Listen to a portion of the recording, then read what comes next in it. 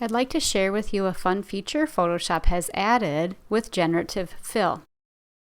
So I'm going to take this potato and revert it back to having a background. So this is what the potato looks like when you open this file. It has a white background. So when you open this, you'll see that towards the bottom there's a little bar, and here's the point I can remove the background. So by clicking the Remove Background button, you'll see over in Layers, I end up with a mask on this layer.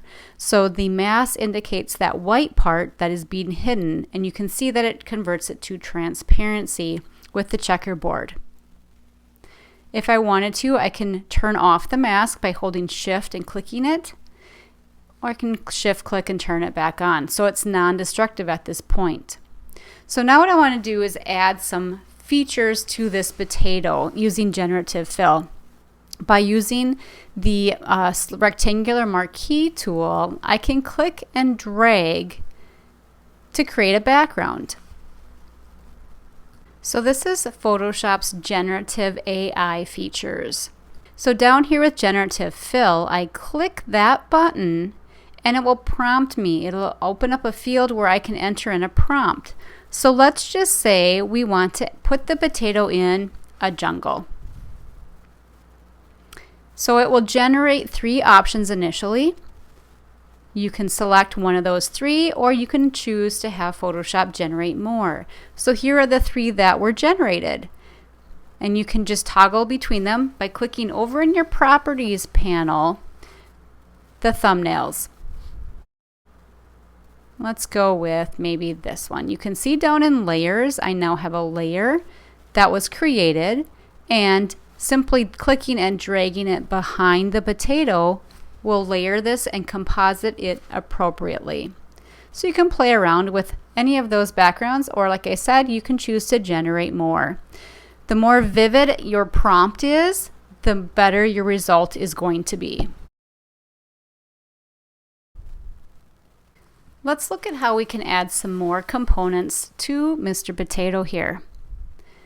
So by defining an area with any of the selection tools, so I can again use the marquee tool, or I could use the lasso tool, and I can click and drag an area.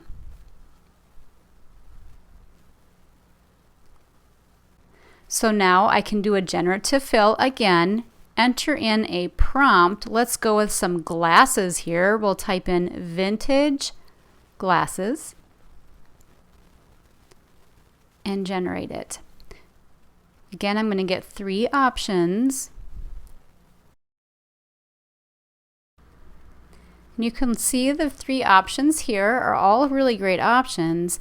You also notice that there is a background even behind the glasses, indicating that it's overlaid on the potato or the content that was right below the area of my selection. So you can see that I do have a mask and I have this area. If I turn everything else off, you can see that it actually is a flattened image. The glasses are flattened on top of the content that was below it, creating a new layer. And I can actually get rid of this background if I want to do some additional editing, because if I were to scale it right now, it's going to scale everything. So let's turn everything back on. And when I go to the Move tool with my top layer active and my Show Transformation controls checked, if I do scale it, you'll notice that my background goes with it. All right, so I can certainly get it scaled, but what we want to do is remove that background.